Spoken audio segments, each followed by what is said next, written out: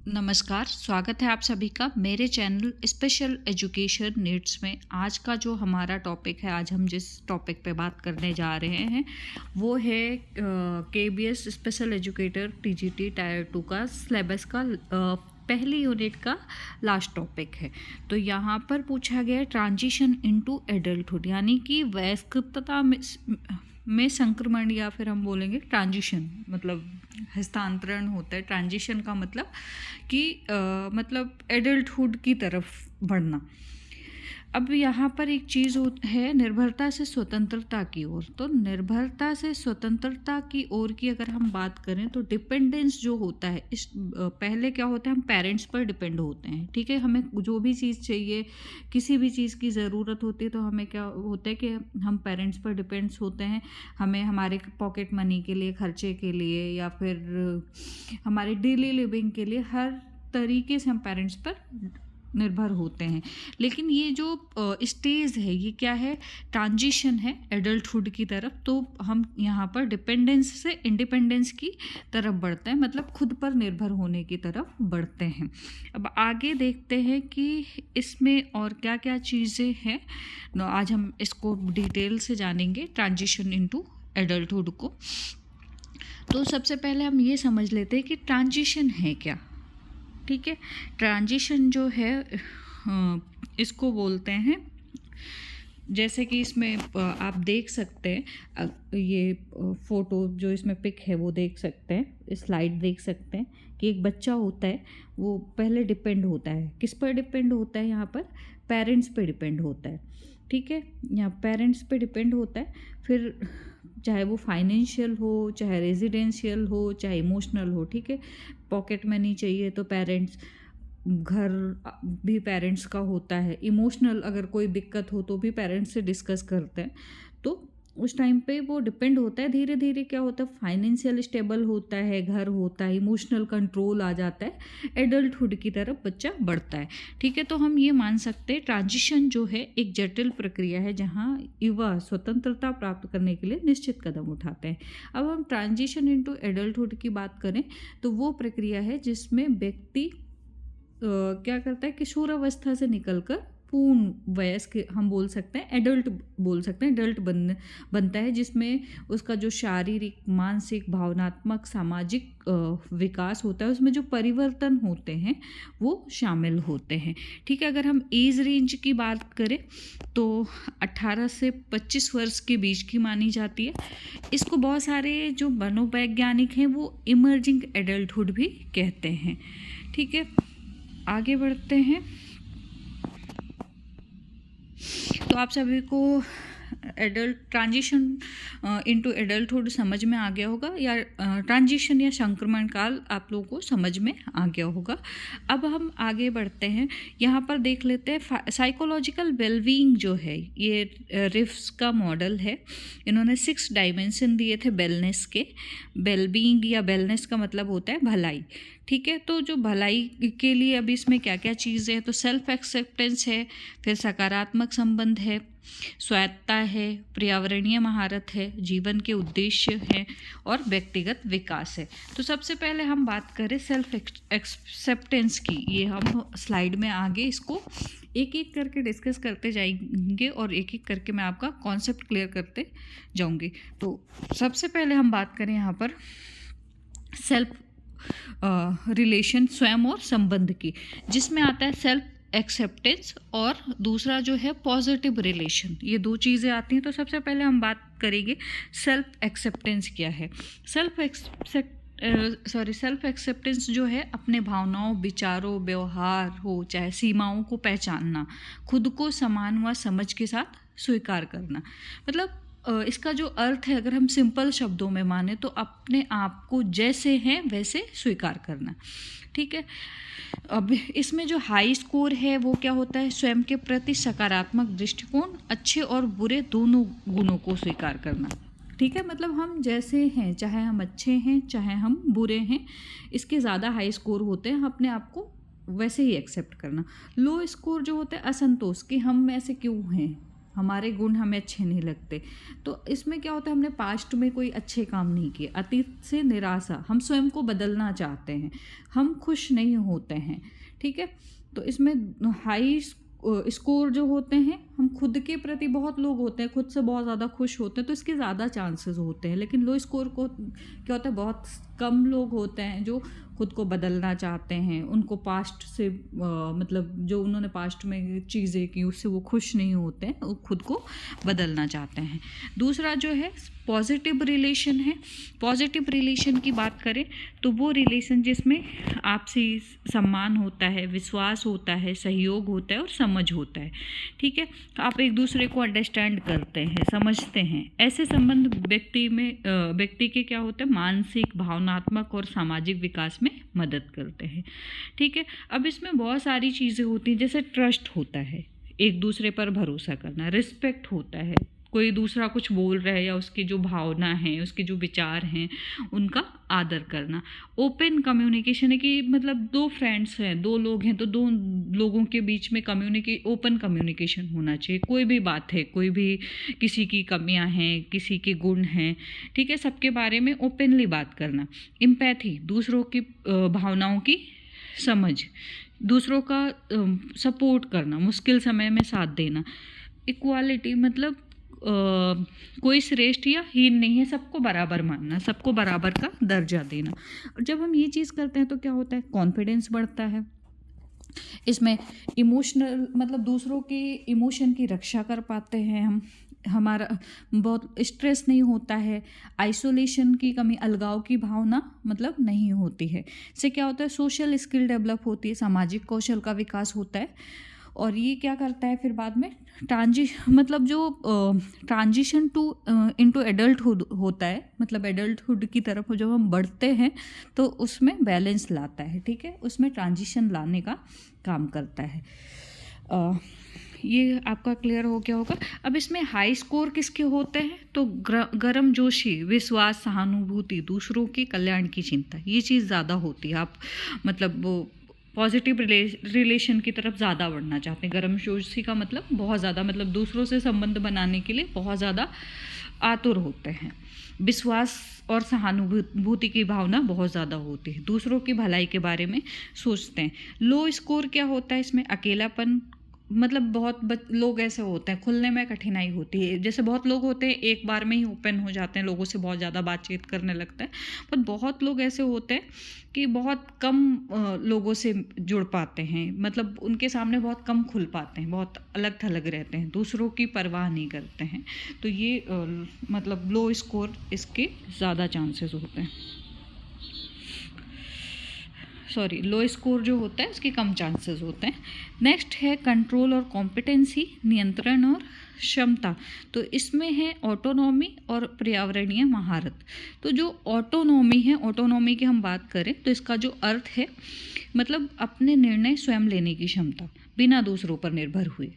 जैसे अत्यधिक निर्भर हुए अपने कार्यों की जिम्मेदारी, मतलब हम किसी पर ज़्यादा निर्भर ना हो और जो हमारे काम हैं, हम जो भी कर रहे हैं उसकी जिम्मेदारी हम खुद लें। तो इसके हाई स्कोर जो हैं, अगर हम हाई स्कोर की बात करें तो आत्मनिर्धारित, सामाजिक दबाव का विरोध, ठीक है, जो सामाजिक दबाव होते हैं कि ये चार लोग क्या कहेंगे, ये करना है, ये नहीं करना है, ठीक है, किस तरफ आपको जाना है, लोग ज़्यादा बताते हैं कि आपको क्या करना है, कैसे करना है। तो इन सब चीज़ जो भी दबाव हैं उनका विरोध करना। व्यक्तिगत मानकों में स्वयं का मूल्यांकन करना, मतलब आपके जो खुद के रूल्स हैं, जो व्यक्तिगत आपके लिए अच्छा है। लो स्कोर जो है इसमें दूसरों के निर्णय पर निर्भर, मतलब दूसरों के निर्णय पर निर्भर रहते हैं और सामाजिक दबाव के आगे, कि अगर उन्होंने बोला कि आपके लिए ये अच्छा है, तो समाज ने बोला कि ये आपके लिए अच्छा है तो आप उस पे जाओ, चार लोग जो कह रहे हैं वो आप सुनो, तो ये लो स्कोर में जाता है। अब इसमें नेक्स्ट हम बात करें, इसमें काफ़ी चीज़ें होती हैं ऑटोनॉमी में, मतलब इंडिपेंडेंस होता है, डिसीज़न मेकिंग होती है, सेल्फ कंट्रोल होता है, रिस्पॉन्सिबिलिटी होती हैं, ठीक है, जिससे क्या होता है सेल्फ कॉन्फिडेंस बढ़ता है। अगर ऑटोनॉमी जो हाई स्कोर होते हैं उनकी बात कर रही हूँ, तो इसमें निर्भरता जो होती है, आत्मनिर्भरता बढ़ती है, आप अपने डिसीज़न ले पाते हैं, ठीक है, खुद पे कंट्रोल हो पाता है आपका, आप अपनी जिम्मेदारी ले पाते हैं, जो भी चीज़ें हैं कि मेरी जिम्मेदारी ये है, मुझे ये करना है। इससे क्या होता है, आपका सेल्फ कॉन्फिडेंस बढ़ता है। अब नेक्स्ट है इसमें इन्वायरमेंटल मास्टरी। आपका जो इन्वायरमेंटल मास्टरी है, अगर हम इसकी बात करें तो इसका जो अर्थ है वो है अपने आसपास के वातावरण को समझना, ठीक है, उसे प्रभावी ढंग से संभालना और अपने ज़रूरतों के अनुसार उपयोग करना। किस तरीके से इन्वायरमेंट में आप एडजस्ट होते हैं, ये चीज़ आती है इसमें। तो इसमें बहुत सारी चीज़ें शामिल हैं, जैसे प्रॉब्लम सॉल्विंग स्किल्स है, समस्याओं का समाधान किस तरीके से, जो समाज में रहते हुए समस्याएं झेलनी पड़ती हैं उनका समाधान आप किस तरीके से करते हैं। एडॉप्टेबिलिटी है, अनुकूलन की क्षमता, मतलब कोई नया एटमॉस्फेयर है, नई चीज़ है, उसमें किस तरीके से अपने आप को ढालते हैं आप। रिसोर्स यूटिलाइजेशन है, उपलब्ध संसाधन, जो भी वहाँ पर संसाधन उपलब्ध होते हैं उनका किस तरीके से आप उपयोग करते हैं। प्लानिंग और ऑर्गेनाइजेशन है, इसमें किस तरीके से जो आपके गोल हैं, आपके लक्ष्य हैं, उनकी योजना बनाते हैं और उनको व्यवस्थित रखते हैं। कंट्रोल ओवर लाइफ सिचुएशन, मतलब जीवन की परिस्थितियाँ जो होती है उन पर किस तरीके से आपका कंट्रोल है, ये चीज़ें होती हैं। तो इसमें हाई स्कोर है जो क्षमता की भावना, मतलब जो आपकी कैपेसिटी है वो उसकी भावना, अवसरों का प्रभावी उपयोग, जो भी अवसर आपको अपॉर्चुनिटी मिलती है उनका किस तरीके से उपयोग करते हैं, बाहरी गतिविधियों पर आपका नियंत्रण कैसे होता है। लो स्कोर जो है प्रतिदिन के कार्यों के प्रबंधन में कठिनाई होती है और कंट्रोल में कमी होती है, मतलब नियंत्रण में कमी हो जाती है। नेक्स्ट है फ्यूचर एंड ग्रोथ। तो इसमें भविष्य और विकास है। सबसे पहले इसमें हम बात करेंगे जीवन का उद्देश्य। तो पर्पस ऑफ लाइफ जो है, अगर हम पर्पस ऑफ लाइफ की बात करें, जीवन के उद्देश्य की, पर्पस ऑफ लाइफ जो है वो उसका अगर हम अर्थ देखें तो जीवन का अर्थ, दिशा और लक्ष्य देना, ठीक है, मतलब जो आपकी लाइफ है, आपके लाइफ का उद्देश्य क्या है, उसकी सही डायरेक्शन क्या है, आपके लाइफ का लक्ष्य क्या है।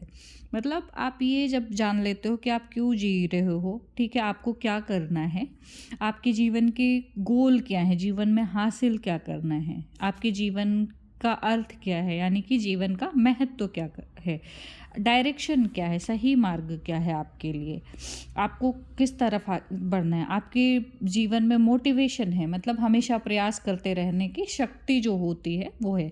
वैल्यू समझते हैं आप, मतलब नैतिक और सामाजिक मूल्य क्या है, तो उसको बोलते हैं पर्पस इन लाइफ या जीवन का उद्देश्य। अब इसके जो हाई स्कोर होते हैं, अगर हम इसमें हाई स्कोर की बात करें तो इसमें लक्ष्य होना, मतलब जीवन गोल डायरेक्टेड होना, अतीत और वर्तमान में अर्थ देखना, जो आपने किया है या जो आप आगे करोगे उसका उद्देश्य क्या है, जीवन के उद्देश्य जो है वो आपके क्लियर होने चाहिए, ठीक है। अब लो स्कोर जो होता है, मतलब जीवन का कोई अर्थ नहीं है, कोई डायरेक्शन नहीं है, उद्देश्य देने वाले विश्वासों का अभाव, जो मतलब उद्देश्य वाले विश्वास हैं उनका की कमी है, उनका अभाव है। नेक्स्ट आता है पर्सनल ग्रोथ। तो पर्सनल ग्रोथ जो है लगातार, मतलब जब हम लगातार स्वयं को बेहतर बनाने की कोशिश करते हैं, ज्ञान, कौशल, सोच और व्यवहार में, मतलब हम ये बोले कि पॉजिटिव चेंज, चाहे वो हमारी नॉलेज स्किल्स हो, चाहे कौशल हो, चाहे थिंकिंग हो, या हमारा बिहेवियर है, जब उसमें पॉजिटिव चेंज होता है तो उसको बोलते हैं पर्सनल ग्रोथ। तो जिसमें सबसे पहले आता है सेल्फ अवेयरनेस। अब सेल्फ अवेयरनेस क्या है? सेल्फ अवेयरनेस मतलब खुद के बारे में जागरूक कि आपको क्या करना है, क्या नहीं करना है। जब आप लर्निंग एटीट्यूड रखते हैं, सीखने की इच्छा रखते हैं कि हर जगह आपको सीख मिलेगी, चाहे वो आपकी लाइफ में पॉजिटिव चेंज आए चाहे नेगेटिव चेंज आए, दोनों ही चीज़ों में आपको सीखने को मिलेगा, ठीक है। स्किल्स डेवलपमेंट, आपकी जो कौशल है उनका विकास हो रहा है। अडॉप्टेबिलिटी, आप मतलब परिवर्तन को स्वीकार कर पा रहे हैं, एडजस्ट कर पा रहे हैं परिवर्तन को। गोल ओरिएंटेशन, आपका लक्ष्य है, आपके जीवन का लक्ष्य है, तो वो होता है आपका पर्सनल ग्रोथ। अब इसमें हम हाई स्कोर की बात करें तो विकास की भावना होती है कि आपका डेवलपमेंट होना चाहिए, ठीक है, अच्छी डायरेक्शन में, पॉजिटिव डायरेक्शन में होना चाहिए, आप चेंज को स्वीकार कर रहे हो। नए अनुभव के लिए खुलापन, जो भी चीज़ें हैं उनसे आप सीखते हो, कोई भी नए अनुभव होते हैं उनसे आप सीखते हो, ठीक है। क्षमता का एहसास, मतलब आपको अपनी कैपेसिटी का एहसास है कि आपकी कैपेसिटी क्या है, आपकी विल पावर क्या है, आप क्या कर सकते हो लाइफ में, ये आपका पर्सनल ग्रोथ कहलाता है। अब इसमें जो लो स्कोर है, मतलब आप एक जगह पे आपकी लाइफ ठप हो गई है, आप एक जगह जॉब कर रहे हो, आपको उससे आगे नहीं बढ़ना है, तो इससे क्या होता है, बहुत ज़्यादा बोरियत हो जाती है, सुधार नहीं हो सकती लाइफ में, मतलब स्थिरता नहीं होनी चाहिए। मुझे लगता है कि लाइफ में कंफर्टेबल नहीं होना चाहिए कभी। जब हम लाइफ में कंफर्टेबल हो जाते हैं ना, तो हमारी लाइफ में पर्सनल ग्रोथ नहीं होता है। पर्सनल ग्रोथ का मतलब है कि आपको जो भी चीज़ें आपके सामने नई चुनौतियाँ आ रही हैं, जो भी एक्सपीरियंस आ रहे हैं, उनको लेना चाहिए, पॉजिटिव वे में लेना चाहिए और बढ़ना चाहिए कि जो भी होता है अच्छे के लिए होता है। एक टाइम होता है कि आपको लगता है कि ये चीज़ें ऐसी क्यों होती हैं, लेकिन हाँ, वो फेज जैसे ही गुजर जाता है, फिर लगता है कि जो भी होता है अच्छा होता है, ठीक है। तो अगर आप चीज़ों को सीखने के लिए आते रहो, आप आगे बढ़कर चीज़ों को सीख रहे हो, ठीक है, आप में लर्निंग एटीट्यूड अच्छा है, आप एडॉप्टेबिलिटी है, गोल ओरिएंटेड हो, तो आपका पर्सनल ग्रोथ जो है वो अच्छा होगा। अब नेक्स्ट है, इसमें पहचान क्या है, ठीक है। तो इसमें इस पहचान क्या है, क्या का मतलब है, जब ट्रांजिशन टू एडल्टहुड होता है, एडल्टहुड में लोग अपनी पहचान बनाना चाहते हैं, तो इसमें पार्कर जे पाल्मेर ने एक डेफिनेशन दिया कि पहचान जो होती है वो सीमित है, इसके विभिन्न भाग होते हैं। अब विभिन्न भाग में कौन कौन सी चीज़ें होती हैं, तो परिवार होता है, संस्कृति होती है, व्यक्तिगत होते हैं, व्यक्तिगत और पेशेवर होते हैं, मतलब फैमिली, कल्चर, प्रोफेशनल, पर्सनल और प्रोफेशनल, ये 4 चीज़ें मिलकर जो है आपकी पहचान बनती है। आपकी फैमिली में आप क्या हो, आपकी वैल्यू क्या है, लोग क्या मानते हैं, आप अपनी संस्कृति को किस तरीके से फॉलो करते हो, आपकी पर्सनालिटी कैसी है, आपका सोचने का तरीका कैसा है, आपकी प्रॉब्लम सॉल्विंग स्किल्स कैसी है, आप प्रोफेशनल कैसे हो, ठीक है। ये 4 चीज़ें जो हैं वो भाग कहलाते हैं पहचान की। तो सीमित हैं, फाइनाइट बोलते हैं इसको, सीमित पहचान, ठीक है। ये जो डेफिनेशन है वो पार्कर जे पाल्मेर ने दी है। इसमें विशिष्ट व्यक्तित्व की बात करें तो वे विशेषताएं जिनमें किसी व्यक्ति को पहचाना जाता है, जैसे आपकी विशेषता क्या है, आपको लोग क्यों पहचानते हैं, सबके अलग अलग वो होती है, क्रिएटिविटी होती है, अलग अलग हम बोलें तो यूनिकनेस होती है, ठीक है। आप सबकी अलग अलग स्किल्स होती हैं, तो वो स्किल्स जिससे आपको पहचान मिलती है, जिससे आप जाने जाते हो, वो विशिष्ट व्यक्तित्व कहलाती है। इसमें एरिक्सन ने थ्योरी जो दी है, एरिक्सन की स्टेजेस जो हैं आपने पढ़े होंगे, तो एरिक्सन ने आइडेंटिटी वर्सेस रोल कन्फ्यूज़न दिया है। तो जब ट्रांजिशन वर्सेस एडल्टहुड होता है, उस टाइम पे आइडेंटिटी वर्सेस रोल कन्फ्यूज़न का बहुत बड़ा असर होता है। अब कैसे होता है, तो इस पर हम डिस्कस ये करते हैं। सबसे पहले आइडेंटिटी की बात करते हैं हम। तो आइडेंटिटी जब होती है, इसमें क्या होता है, मैं कौन हूँ, मेरी रुचियाँ क्या है, मेरे जीवन का लक्ष्य क्या है, मैं समाज में क्या बनना चाहता हूँ या चाहती हूँ, ठीक है। जब आप ये सोचते हो, मतलब आप अपनी ये चीज़ें सोचते हो, तो क्या करते हो, आप आगे बढ़ते हो। जब ये प्रश्न आपके मन में होते तो आप क्या करते हो, उत्तर ढूंढते हो, और जब आप उत्तर ढूंढते हो तो उससे क्या होता है, आपकी स्पष्ट पहचान बनती है, जिससे क्या होता है, आपकी आइडेंटिटी विकसित होती है, ठीक है। अब जब आइडेंटिटी विकसित होती है तो क्या होता है, कॉन्फिडेंस बढ़ता है, भविष्य को लेकर आपकी क्लियरिटी आती है, ठीक है। और जब भविष्य को लेकर आपकी क्लियरिटी आ जाती है तो क्या होता है, आप डिसीज़न ले पाते हो, कोई भी निर्णय लेने की क्षमता जो होती है वो अच्छे से डेवलप होती है। कोई भी निर्णय है, आपको लाइफ में क्या करना है, उसके लिए डिसीज़न क्या होंगे, आप अच्छे से ले पाते हैं। और जब आप डिसीज़न ले पाते हैं तो उससे क्या होता है, सेल्फ एक्सेप्टेंस बढ़ती है। अब हम बात करते हैं रोल कन्फ्यूज़न की, ठीक है। जब आइडेंटिटी बन जाती है तो आप बहुत खुश होते हो, संतोष की भावना उत्पन्न होती है, ठीक है। रोल कन्फ्यूज़न का मतलब होता है जब व्यक्ति ये तय नहीं कर पाता कि उसे क्या करना है या क्या बनना है। कई बार क्या होता है, मतलब लोगों के लक्ष्य बदलते रहते हैं, दूसरों की नकल करने की कोशिश करते हैं, खुद को लेकर असमंजस की भावना या भ्रम में रहते हैं, तो उसको बोलते हैं रोल कन्फ्यूज़न। अब इसमें क्या होता है, रोल कन्फ्यूज़न होने पर आत्मविश्वास जो है मतलब कॉन्फिडेंस लेवल जो है वो कम हो जाता है।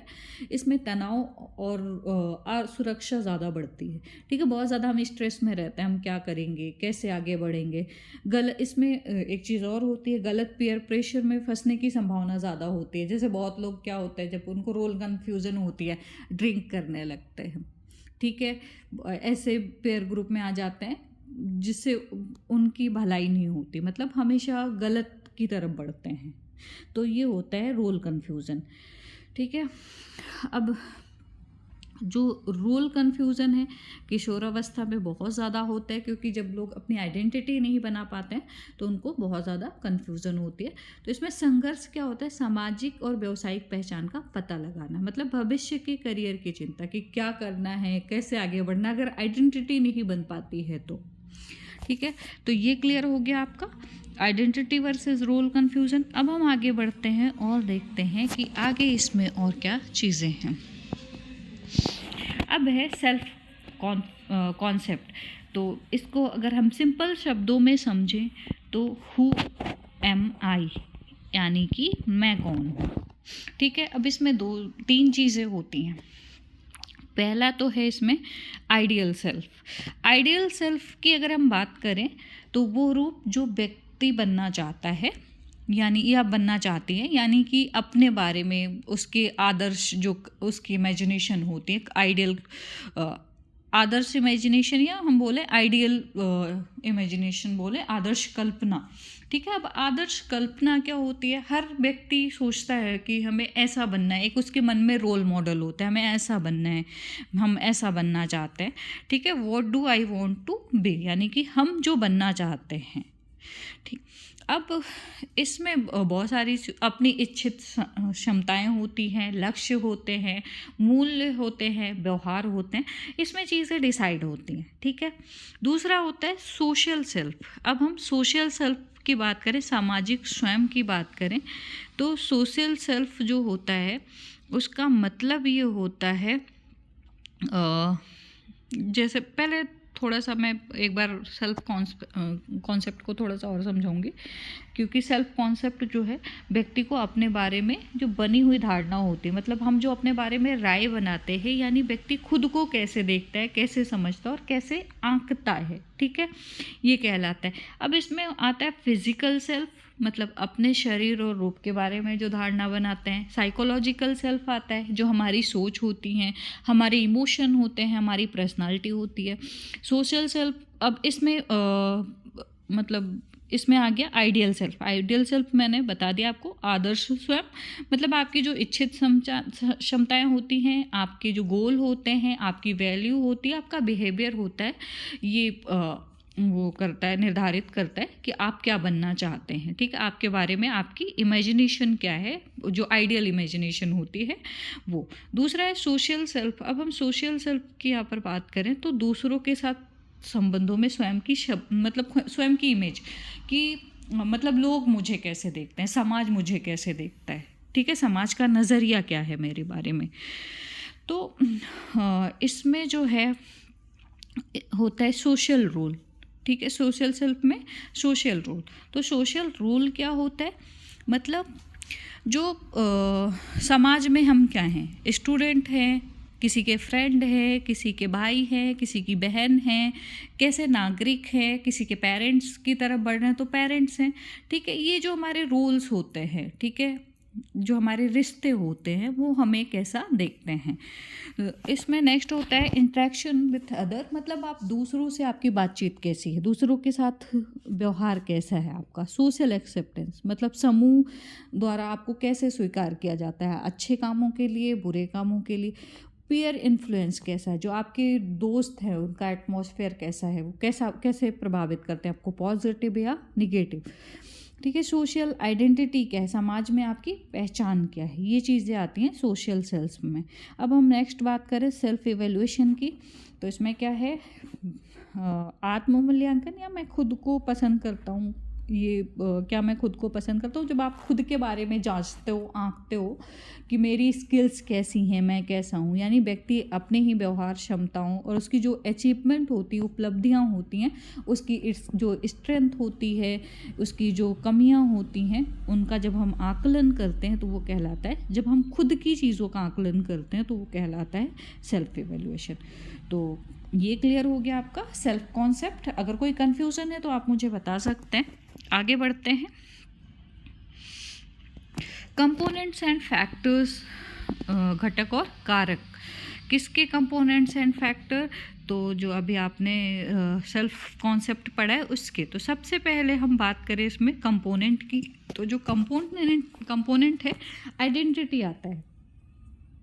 आइडेंटिटी में आपका नाम, आपका जेंडर, आपकी फैमिली आपको कैसे पहचानती है, ठीक है, आपकी इमेज कैसी है, मतलब लोग आपको कैसे देखते हैं। सेल्फ इस्टीम जो है, आपके आत्मसम्मान, आपको लोग कितना वैल्यू करते हैं, कितना रिस्पेक्ट देते हैं, कितना प्यार देते हैं, आप किसी को कितना प्यार देते हो, इस चीज़ पर आपका निर्भर होता है सेल्फ इस्टीम। तो ये हो गया आपके घटक, कंपोनेंट 3 होते हैं। पहले तो आपकी पहचान क्या है, दूसरी आपकी इमेज क्या है, और तीसरा आपका सम्मान क्या है। आप दूसरों से जो, जैसे एक रिलेशन जो होता है वो हमेशा गिव एंड टेक का होता है। मतलब आप जितना देते हो उतना आपको वापस मिलता है। आप जिसको जितना प्यार दोगे आपको उतना ही प्यार मिलेगा। आप जिसको जितना नफ़रत दोगे उतना ही चीज़ें आपके पास पलट कर आएंगी। तो ये जो रिलेशन है, हम इसको कह सकते हैं कि गिव एंड टेक का है। अब इसमें हम बात करें फैक्टर अफेक्टिंग सेल्फ कॉन्सेप्ट की।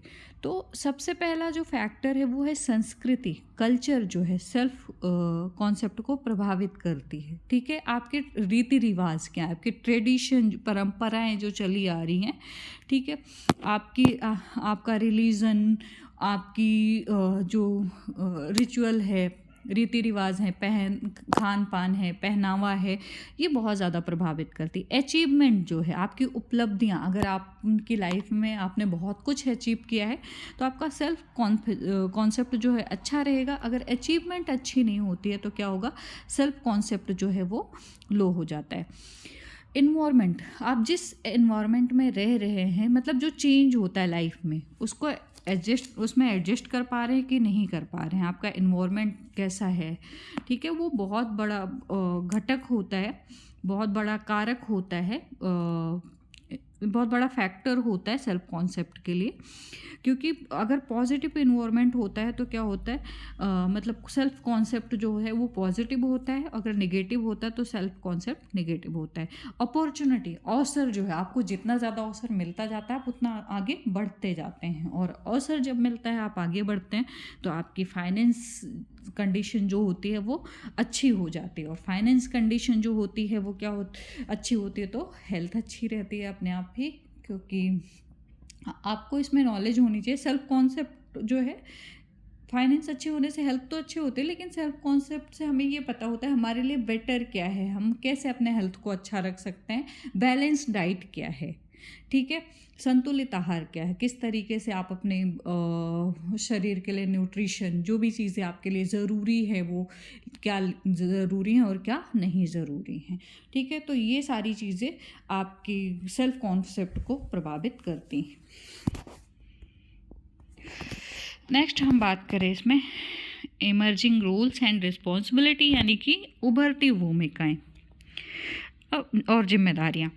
तो इसमें कुछ चीज़ें हैं, इससे पहले हम थोड़ा सा डिस्कस करेंगे कि इमर्जिंग रोल्स एंड रिस्पॉन्सिबिलिटी क्या है। तो इसका जो अर्थ है वो है, जैसे अब किशोरावस्था से वयस्कावस्था की ओर बढ़ते हैं तो उस बढ़ते समय व्यक्ति में नई सामाजिक भूमिकाओं और जिम्मेदारियों का विकास होता है। तो इसमें बहुत सारी होती हैं, जैसे पर्सनल रिस्पॉन्सिबिलिटी होती है, आप कैसे अपने डिसीज़न लेते हैं, आपके व्यवहार की जिम्मेदारी, आप जैसा बिहेवियर करते हैं उसकी जिम्मेदारी लेनी पड़ती है। अच्छा करते हैं तो आपके साथ अच्छा होता है, गलत बिहेवियर होता है आपका तो आपके साथ गलत होता है, ठीक है। एजुकेशनल एंड करियर रिस्पॉन्सिबिलिटी, पढ़ाई और करियर भविष्य की, मतलब इसमें क्या होता है, किस तरीके से आप अपने एजुकेशन को लेते हो, अपने करियर की किस तरीके से आपको प्लानिंग करनी है, वैसे ही आप पढ़ाई करते हैं और वैसे ही आप क्या करते हैं, भविष्य की योजना बनाते हैं।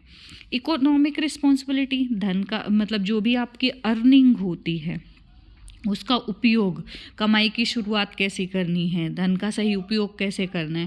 फैमिली रिस्पॉन्सिबिलिटी होती है, परिवार की उपेक्षाएं और सहयोग की को समझना। मतलब बहुत बार फैमिली क्या करती है, आपकी रोल, अगर आप अपनी रिस्पॉन्सिबिलिटी और रोल को सही से नहीं निभा पाते तो आपकी उपेक्षा करती है। लेकिन अगर आप अच्छा करते हो तो उनके एक्सपेक्टेशन जो होती है, अपेक्षाएं जो होती है वो बढ़ जाती है और उससे क्या होता है, वो सहयोग भी करते हैं बहुत बार। तो फैमिली रिस्पॉन्सिबिलिटी वो होती है। सोशल एंड सिविक्स रिस्पॉन्सिबिलिटी, जो समाज के नियम होते हैं, न्याय होते हैं और समानता का सम्मान। ठीक है, किस तरीके से आप सोशल एंड सिविक्स रिस्पॉन्सिबिलिटी जो होती है वो आप उसको मानते हैं। ठीक है, तो इसमें कुछ चीज़ें शामिल है, जैसे स्कूल है, स्कूल में आपकी एजुकेशन की और करियर की रिस्पॉन्सिबिलिटी होती है, पर्सनल रिस्पॉन्सिबिलिटी होती है। फिर उसके बाद वोटिंग, ड्राइविंग, आप को ये होता है कि आप ड्राइविंग सेफ करो। ठीक है, वोटिंग का मतदान का अधिकार होता है। फिर मैरिज और करियर की जिम्मेदारी होती है कि शादी करो, उसके बाद फैमिली पार्टनर को संभालो। ठीक है, इमोशनल हो चाहे फिज़िकल हो, चाहे फिर मतलब हर तरीके से संभालना होता है। करियर की रिस्पॉन्सिबिलिटी होती है। तो एक एडल्टहुड, मतलब अगर हम बात करें तो ट्रांजिशन इनटू एडल्टहुड जो होता है वो जिम्मेदारी का वो होता है। अगर उसमें आप कामयाब होते हो तो आपको स्ट्रेस नहीं होता है। अगर आप एडॉप्टेशन कर पाते हो, एडॉप्टेशन मतलब जो भी माहौल मिलता है उसमें आप ढल पाते हो तो, और अगर नहीं ढल पाते तो क्या होता है, स्ट्रेस होता है और आपके एडॉप्टेशन का परीक्षण होता है। ये क्लियर हो गया? कोई कन्फ्यूज़न है? अगर कोई कन्फ्यूज़न है तो मुझे बता सकते हैं। नेक्स्ट हम बात करें अर्नेट्स इमर्जिंग एडल्टहुड की। तो अर्नेट ने मतलब एक अवस्था दी है एडल्टहुड की। इन्होंने उभरती हुई जिम्मेदारी बताई है। इन्होंने बताया कि 18 से 25 वर्ष की आयु होती है ये। ठीक है, अब इसमें क्या होता है, युवाओं का संसाधनों पर अधिक नियंत्रण होता है। अगर देरी से शादी होती है, माता पिता बनना डिले होता है तो भी मतलब काफ़ी दिक्कत होती है। कारण क्या होता है, पहले हम करियर पर ज़्यादा फोकस करते हैं, एजुकेशन पे ज़्यादा ध्यान देते हैं, फिर हम शादी करते हैं। और इसमें क्या होता है, फ्रीडम टू एक्सप्लोर, मतलब अपने स्वतंत्रता की खोज करते रहते हैं। अब इसमें कुछ चीज़ें हैं, जैसे आइडेंटिटी एक्सप्लोरेशन है, मतलब आप अपनी आइडेंटिटी की खोज करते हैं। तो जिसमें क्या होता है, करियर, शिक्षा, आपके रिश्ते और मूल्यों की खोज करते रहते हैं। इंस्टेबिलिटी होती है, अस्थिरता, इसमें पढ़ाई, नौकरी, रहने की जगह, रिश्तों में बदलाव होते रहते हैं। बहुत बार अस्थिरता होती रहती है ना, तो इससे भी काफ़ी दिक्कतें होती हैं। इस सेल्फ फोकस जो होता है, व्यक्ति अपने लक्ष्यों और ज़रूरतों पर ध्यान देता है। फीलिंग इन बिटवीन, जो बीच की भावना होती है, खुद को ना पूरी तरीके से, इसमें जो अर्नेट है इन्होंने ये बोला है कि इसमें जो व्यक्ति है वो खुद को ना पूरी तरीके से किशोर मानता है, ना ही वयस्क मानता है। ठीक है, मतलब फीलिंग इन बिटवीन, बीच की भावना होती है। पॉसिबिलिटीज़ जो होती हैं वो बढ़ते हैं, भविष्य को लेकर उम्मीद जो होती है वो बढ़ जाती है। कुछ इसमें जीवन के कौशल है, लाइफ स्किल्स। जब हमारा ट्रांजिशन होता है एडल्टहुड की तरफ तो लाइफ स्किल्स बहुत ज़रूरी होते हैं। तो इसमें WHO की डेफिनेशन है कि प्रतिदिन के जीवन की मांगों और चुनौतियों से प्रभावी ढंग से निपटने के लिए अनुकूलन और सकारात्मक व्यवहार की क्षमताएं। ठीक है, जब प्रतिदिन मतलब जीवन की जो मांग होती हैं, जो चैलेंजेस होते हैं, उनसे निपटने के लिए हमें ज़रूरत किसकी होती है, एडॉप्टेशन की होती है और पॉजिटिव बिहेवियर की और कैपेसिटी की होती है। ठीक है, तो इन्होंने एक सर्वाइवल चेकलिस्ट दी है, जैसे फूड प्रेप मतलब भोजन तैयार करना, मनी मैनेजमेंट, भोजन हमें जीवन के लिए ज़रूरी है ना। दूसरा मनी मैनेजमेंट, पैसे ज़रूरी हैं। फिर हाइजीन और ड्रेसिंग, स्वच्छता, किस तरीके से आप अपने हाइजीन को मेंटेन करते हैं। आप जितना ज़्यादा हाइजीन मेंटेन करेंगे आपकी हेल्थ अच्छी रहेगी। आपकी ड्रेसिंग स्किल्स कैसी है, ठीक है, कैसे आप दिखते हैं, अट्रैक्टिव दिखना चाहिए। घर का रख रखाव, किस तरीके से आप अपने घर को मेंटेन करके रखते हैं, आप टाइम कैसे मैनेजमेंट करते हैं, ये सारी चीज़ें। तो फैसिलिटीज़ में फिजिकल, मेंटल, इमोशनल और वेलबींग, इसमें फैसिलिटी जो होती है वो भौतिक होती है, मानसिक होती, इमोशनल होती है और भलाई के लिए होती है। ये एक सर्वाइवल चेकलिस्ट है, हमारी लाइफ स्किल्स हैं जो बहुत ज़रूरी हैं जीवन के लिए। तो ये जब हम हमारा जब ट्रांजिशन होता है एडल्टहुड की तरफ, तो ये चीज़ें बहुत ज़्यादा ज़रूरी होती हैं। इंडिपेंडेंट लिविंग ज़रूरी होती है, क्योंकि मैंने एक चीज़ बोली थी कि डिपेंडेंसी से मतलब इंडिपेंडेंस की ओर, ठीक है, निर्भरता से आत्मनिर्भरता की ओर। तो इसमें क्या होता है, सिर्फ अकेले रहना नहीं बल्कि कहाँ और कैसे रहना है इस पर कंट्रोल होना चाहिए। मतलब इन्वायरमेंट में आपकी पहुंच कैसी है, मतलब किस तरीके से आप एडजस्ट कर पा रहे हैं इन्वायरमेंट में, ठीक है, जो नया हो रहा है, जो परिवर्तन हो रहा है, उसको किस तरीके से आप एडॉप्ट करते हैं। आप कहीं आते जाते हैं तो दूसरा ट्रांसपोर्टेशन क्या होता है आपका, तकनीकी सहायता जो टीचिंग एड्स है उसका उपयोग, आपके लिए असिस्टेंस क्या है, उचित सहायता क्या है, आवास क्या है, आपकी आर्थिक सुरक्षा, आपकी स्वास्थ्य और देखभाल की सुरक्षा, शिक्षा और रोजगार, आपकी एजुकेशन कैसी है, आपका जॉब कैसा है, कपड़े और भोजन, इंश्योरेंस की ज़रूरत होती है ना कि हमें अपने फ्यूचर सिक्योर करने, तो हमें सेविंग्स करनी चाहिए, तो उसके लिए क्या होता है इंश्योरेंस। सोशल गतिविधियाँ, सामाजिक गतिविधियाँ कैसी है, आप समाज में जो भी फंक्शन होते हैं, लोगों के घर आते जाते हैं, उठते बैठते हैं, तो सोशल एक्टिविटी। पसंद की स्वतंत्रता, आपको जैसी स्वतंत्रता पसंद है, जैसे बहुत लोगों को बहुत प्राइवेसी पसंद होती है, अकेले रहना पसंद होता है, तो वही कि आपकी पसंद की स्वतंत्रता आपको मिली है या नहीं, ये सारी चीज़ें मिल के क्या होती है, हम इंडिपेंडेंट लिविंग कर पाते हैं। नेक्स्ट है करियर चॉइस। करियर चॉइस में जो हमारी होती है नौकरी, ठीक है। अब नौकरी जो होती है, करियर चॉइस जो होता है, हम उसकी बात करें तो अपने भविष्य के पेशे या कार्य क्षेत्र का चुनाव करते हैं इस टाइम पे कि हमें कौन सा काम करना है, कैसी नौकरी, कैसा पेशा। मतलब जैसे हमने कोर्स किया, जैसा हमारा कोर्स है, वैसे ही हम प्रोफेशन में जाते हैं, ठीक है। तो जैसे अभी हम KBS की तैयारी कर रहे हैं, तो हमारा जो प्रोफेशन होगा वो क्या होगा, टीचिंग का होगा, ठीक है। तो अपने भविष्य या पेशे के या कार्य क्षेत्र का चुनाव। अब इसमें काफ़ी चीज़ आती है, जैसे इंटरेस्ट, आपका इंटरेस्ट किस तरफ है, आपकी एबिलिटी क्या है, एप्टीट्यूड क्या है, आपकी पर्सनालिटी कैसी है, आपकी वैल्यूज़ कैसी हैं, ये चीज़ें करियर चॉइस पर निर्भर होती हैं, ठीक है। अब इन चीज़ों पर इन चीज़ों पर आपकी करियर चॉइस निर्भर होती है कि आपका इंटरेस्ट क्या है, आपकी योग्यता क्या है, किस तरीके से आपके मूल्य हैं, आपका व्यक्तित्व कैसा है, ठीक है। अब इसमें कुछ टर्म्स होते हैं, कुछ इसमें तो सबसे पहला है लॉन्ग टर्म परस्यूट, मतलब इसको बोलते हैं दीर्घकालिक प्रयास। दीर्घकालिक प्रयास जो है, इसकी हम बात करें तो लंबे समय तक करियर के लिए जब आप क्या करते हैं, लगातार और बहुत पेशेंस के साथ प्रयास करते रहते हैं, भले ही बीच में कठिनाई बहुत ज़्यादा आए। तो फिर क्या होता है, जैसे आप लंबे समय से गवर्नमेंट जॉब के लिए तैयारी कर रहे हैं, भले ही कितनी कठिनाई आए, लेकिन आप क्या करें, तैयारी करते रहते हैं, तो उसमें क्या होता है, आपको फिर उसका पॉजिटिव रिस्पॉन्स मिलता है, ठीक है। जब पॉजिटिव रिस्पॉन्स मिलता है तो क्या होता है, पर्सनल फुलफिलमेंट होती है।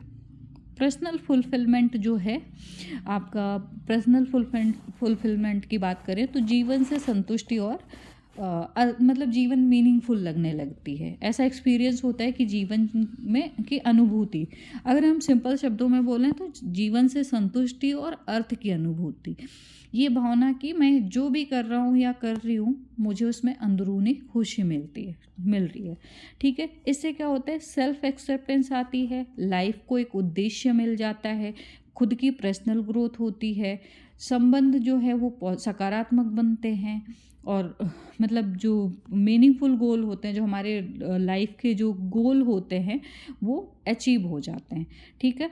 नेक्स्ट है फाइनेंशियल स्टेबिलिटी। फाइनेंशियल स्टेबिलिटी की बात करें तो एक चीज़ होती है, बहुत बार क्या होता है, हम जितना कमाते नहीं हैं, हमारी जितनी अर्निंग नहीं होती है, उससे ज़्यादा हम खर्च कर देते हैं। तो इससे क्या होता है, जो फाइनेंशियल इनस्टेबिलिटी आती है, मतलब वित्तीय अस्थिरता आती है। हमें क्या चाहिए लाइफ में? फाइनेंशियल स्टेबिलिटी चाहिए करियर चॉइस के लिए, कि जितना खर्च हो उससे ज़्यादा आय होनी चाहिए। मतलब आय और खर्च के बीच बैलेंस होना चाहिए, ताकि व्यक्ति की जो ज़रूरतें हैं वो अपनी ज़रूरतें पूरी कर सके और भविष्य के लिए सेव भी कर सके। ठीक है, तो इसमें जैसे अब कैसे हम कर सकते हैं ये चीज़? तो हमारी रेगुलर इनकम होनी चाहिए। जो भी चीज़ें हम कर रहे हैं, बजट को बना के चलें कि हमारा ये बजट है और हम ऐसे ऐसे खर्चा करेंगे। सेविंग करें, ठीक है। रिस्पॉन्सिबल स्पेंडिंग होनी चाहिए, फाइनेंशियल प्लानिंग होनी चाहिए, जैसे इंश्योरेंस वगैरह करवा लिया। नेक्स्ट है उद्देश्य की भावना, सेंस ऑफ पर्पस। अब सेंस ऑफ पर्पस जो है, इसका मतलब है जीवन में स्पष्ट और दिशा। मतलब आप अपने जीवन में कितने क्लियर हो, आपको क्या करना है, और आपके जीवन की सही डायरेक्शन, ये जानना कि आप क्या करना चाहते हो और क्यों करना चाहते हो। तो इसके लिए क्या चाहिए? क्लियर गोल चाहिए। मतलब जो लक्ष्य है वो स्पष्ट होने चाहिए, वैल्यू होनी चाहिए कि क्या सही है और क्या महत्वपूर्ण है आपके लिए। आपके जीवन का अर्थ होना चाहिए, जीवन का महत्व तो जो है वो महसूस करना चाहिए। जीवन में मोटिवेशन होनी चाहिए, डायरेक्शन होनी चाहिए। फिर होती है करियर चॉइस। ठीक है, अब प्रभाव, इसमें क्या क्या प्रभाव होता है? तो आप जब सही सब्जेक्ट चूज़ करते हो, ये विश्वविद्यालय और जीवन शैली को आपके प्रभावित करता है। करियर चॉइस आपका क्लियर हो गया। आगे बढ़ते हैं। करियर को प्रभावित करने वाले कारक, तो बहुत सारे कारक हैं जो करियर को प्रभावित करते हैं, जिसमें 4 इसमें मैंने मेंशन किए। पहली है फैमिली, दूसरी है पर्सनालिटी, और तीसरी है सोशियो इकोनॉमिक्स, और चौथी है एजुकेशन। तो सबसे पहले हम बात करें फैमिली की, तो इसमें रोल मॉडल बहुत होते हैं कि आपको ऐसा बनना है, आपको इनके जैसा बनना है। ठीक है, अब आप दूसरों के जैसा बनने की कोशिश करते हैं तो बहुत बार आप फेल हो जाते हैं। बहुत बार क्या होता है, अब लोगों की एक्सपेक्टेशन होती हैं कि आपको ये बनना है, आपको रिस्पॉन्सिबिलिटी संभालनी है। अब वो अपेक्षाएं जो होती है वो बहुत बार पूरी नहीं होती हैं, तो ये कारण प्रभावित करते हैं। उदाहरण क्या होता है, जैसे फैमिली का व्यवसाय ज़्यादा अच्छा नहीं है। बहुत बार क्या होता है, बहुत सारी फैमिलीज़ होती है बहुत मेहनत करके बच्चों को पढ़ाती हैं, तो उसमें क्या होता है, जब आप कोई काम करने लगते हो तो फिर उसमें काफ़ी कठिनाइयाँ आती हैं। जब आपकी इकोनॉमिकल कंडीशन जो होती है वो अच्छी नहीं होती है, लेकिन फिर भी आप करियर चॉइस के लिए आगे बढ़ते हो, तो उसमें काफ़ी दिक्कतें आती हैं। दूसरी है पर्सनालिटी, भूमिका के लिए उपयुक्तता। मतलब आप उस रोल में फिट हो रहे हो या नहीं, जो आप जॉब चाहते हो। आपकी पहली छाप क्या है, फर्स्ट इम्प्रेशन क्या है, जब आप करियर चॉइस कर रहे हो या करियर में जा रहे हो तो आपकी फर्स्ट इम्प्रेशन क्या है, आप कितना अच्छा काम कर रहे हो। नेक्स्ट है सामाजिक और आर्थिक, सोशियो इकोनॉमिक्स, जैसे भौगोलिक स्थिति होगी। उदाहरण के लिए यहाँ पर लिया जल संकट, वित्तीय स्थिति। मतलब जैसे कोई सुनामी आ गई, कोई दिक्कत आ गई, कोई क्राइसिस आ गई लाइफ में, ठीक है, कोई बीमारी आ गई, तो किस तरीके से आप उसको कंट्रोल करते हो, हैंडल करते हो ना। कि बहुत बार क्या होता है, हमारे पास बहुत बड़ी बीमारी आ जाए, किसी में भी, पेरेंट्स में या किसी में भी, तो क्या होता है, हम करियर चॉइस करने में कहीं ना कहीं असक्षम हो जाते हैं। एजुकेशन, माता पिता की पृष्ठभूमि, विषयों का चयन। बहुत बार क्या होता है, पेरेंट्स अवेयर नहीं होते हैं, पेरेंट्स एडुकेटेड नहीं होते हैं, मतलब उनकी एजुकेशन जो है वो ज़्यादा अच्छी नहीं होती, तो उसमें भी दिक्कत होती है। कोई बताने वाला नहीं होता है कि हमें किस प्रकार का करियर चूज़ करना है, हमें कैसे आगे बढ़ना है। तो ये भी कारण है जो प्रभावित करता है। अगर एजुकेशन अच्छी होती है तो हमारा करियर चॉइस भी अच्छा होता है। इसकी समरी की बात करें तो इसमें हमने देखा, पहले ट्रांजिशन यानी कि संक्रमण, इसमें निर्भरता से स्वतंत्रता की ओर। पहले हम पेरेंट्स पे निर्भर होते हैं, फिर क्या होते हैं, हम खुद के ऊपर मतलब आत्मनिर्भर हो जाते हैं। तो विकास और उपलब्धि, रिफ के मॉडल पढ़े जिसमें आपने सेल्फ कॉन्सेप्ट पढ़ा, संबंध पढ़ा, स्वायत्ता पढ़ा, महारत पढ़ा, उद्देश्य पढ़ा, विकास पढ़ा। ठीक है, फिर पढ़ा पहचान कि मैं कौन हूँ, मतलब आत्म सामधारण। अर्नेट की उभरती व्यस्तता पढ़ा, अन्वेषण की स्वतंत्रता प्लस देर से शादी। ठीक है। स्वतंत्र जीवन पढ़ा, विकल्पों पर नियंत्रण, जीवन कौशल पढ़े। फिर नेक्स्ट पढ़ा परिवार, भूगोल, व्यक्तित्व से प्रभावित।